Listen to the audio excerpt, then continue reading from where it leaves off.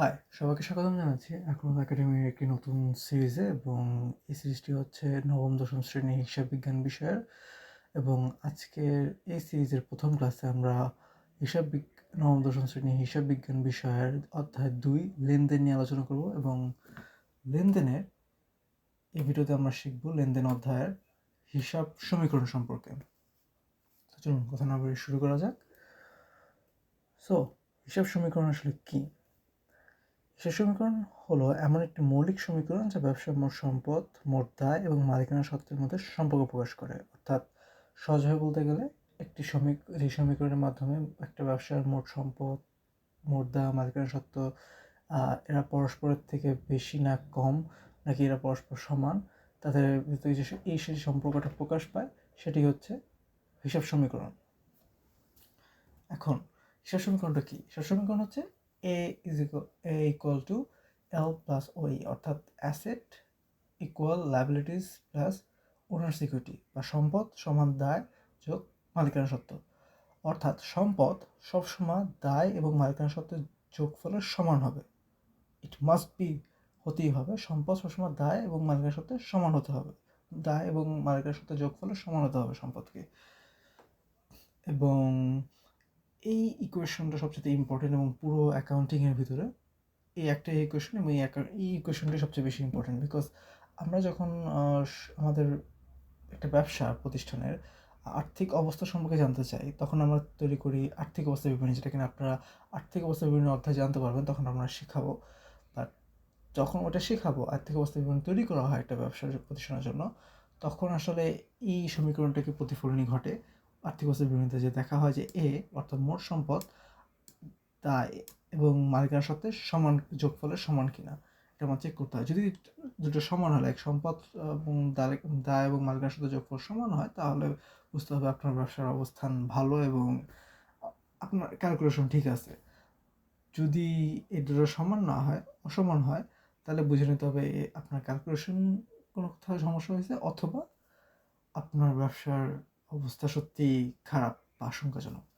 তো এই হিসাব সমীকরণের একটা বর্ধিত রূপও আছে, সেটা হচ্ছে A = L plus C minus D plus R minus E, অর্থাৎ সম্পদ সমান দায় যোগ মূলধন মাইনাস উত্তোলন যোগ আয় মাইনাস ব্যয়। অর্থাৎ এই যে মূলধন, উত্তোলন, আয় এবং ব্যয়, তো মূলধন থেকে উত্তোলন বাদ দেওয়ার পর, আয় যোগ করার পর এবং আয় থেকে ব্যয় বাদ দেওয়ার পর যেটা অবশিষ্ট থাকে সেটা হচ্ছে বেসিক্যালি মালিকানা সত্ত্ব। এক কথায় বলতে গেলে এটা মালিকানা সত্ত্ব। এটা হচ্ছে মালিকানা সত্ত্ব বের করার একটা সূত্র, ফর্মুলা বলতে গেলে। যদি কখনো আসে আপনি জানেন বা মালিকানা সত্ত্ব কীভাবে বের করা হয়, মালিকানা সত্ত্ব আসলে কী বা কীভাবে বের করা হয়, যেটা বের করা হয় সেটা হচ্ছে মূলধন এই ইকুয়েশনের মাধ্যমে বের করা হয়ে থাকে। তো এই যে দেখতে পাচ্ছেন সম্পদ, দায় এবং মালিকানা সত্ত্ব, এই প্রত্যেকটাই কিন্তু, এবং মূলধন, উত্তোলন এবং আয় ব্যয়, প্রত্যেকটাই কিন্তু এক হিসাব সমীকরণের উপাদান। এবং প্রত্যেকটা হিসাব সমীকরণ উপাদান, এবং এর মধ্যে এই উপাদানগুলোর মধ্যে মূলধন, উত্তোলন, আয় এবং ব্যয়, এই চারটা উপাদান আবার মালিকানা সত্ত্বের মধ্যে থাকে। এই চারটা দিয়ে আপনি মালিকানা সত্ত্বকে প্রকাশ করতে পারেন বা মালিকানা সত্ত্ব ক্যালকুলেট করতে পারেন।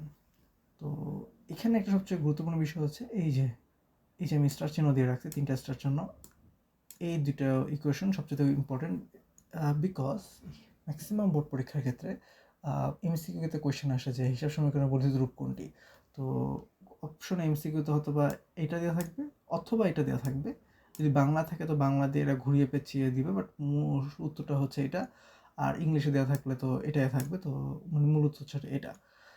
তো এই হিসাব সমীকরণ নিয়ে বর্ধিত রূপটাই সব স্টুডেন্টদেরকে বলবো যে আপনারা একটু ভালো করে মাথায় নিয়ে যাবেন, বিকজ এটা ম্যাক্সিমাম বোর্ড পরীক্ষা, সব প্রত্যেক ইয়ারে বোর্ড পরীক্ষা এটা আসছে যে হিসাব সমীকরণের বর্ধিত রূপ কোনটি। তো এই দুটোর মধ্যে যে কোনো একটা অপশন দিয়ে থাকবে, ওটা আপনাদেরকে অ্যান্সার করতে হবে। তো এখন হিসাব সমীকরণের উপাদান সম্পর্কে আমরা জানবো। তো প্রথমে হচ্ছে সম্পদ। তো সম্পদ আসলে কি? সম্পদ হলো ব্যবসার নিয়ন্ত্রণাধীন এমন উপকরণ যার অর্থনৈতিক মূল্য রয়েছে। সহজভাবে যদি বলতে চাই, অর্থাৎ ব্যবসার কাছে যা আছে, যার আর্থিক মূল্য আছে এবং যা থেকে ভবিষ্যতে আয় বা সুবিধা পাওয়া যায়, সেগুলি সম্পদ। অর্থাৎ এমন একটা জিনিস যেটা ব্যবসার কাছে আছে এবং ওটার একটা আর্থিক মূল্য আছে, এবং ওটা যা থেকে ভবিষ্যতে আয় বা সুবিধা পাওয়া যায় সেগুলি হচ্ছে সম্পদ।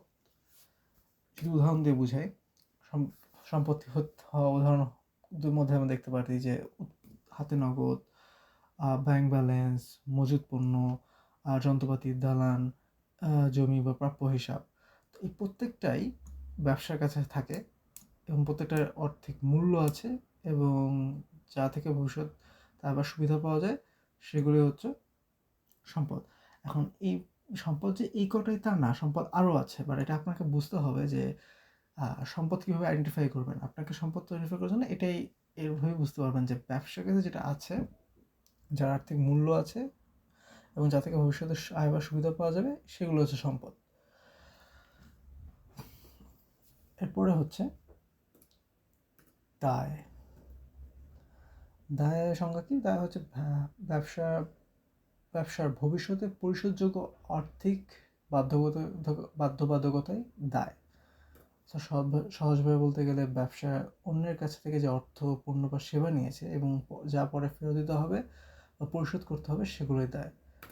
উদাহরণস্বরূপ ব্যাংক ঋণ, ধারে ক্রয়, প্রদেয় কর, কর্মচারীদের প্রাপ্য মজুরি।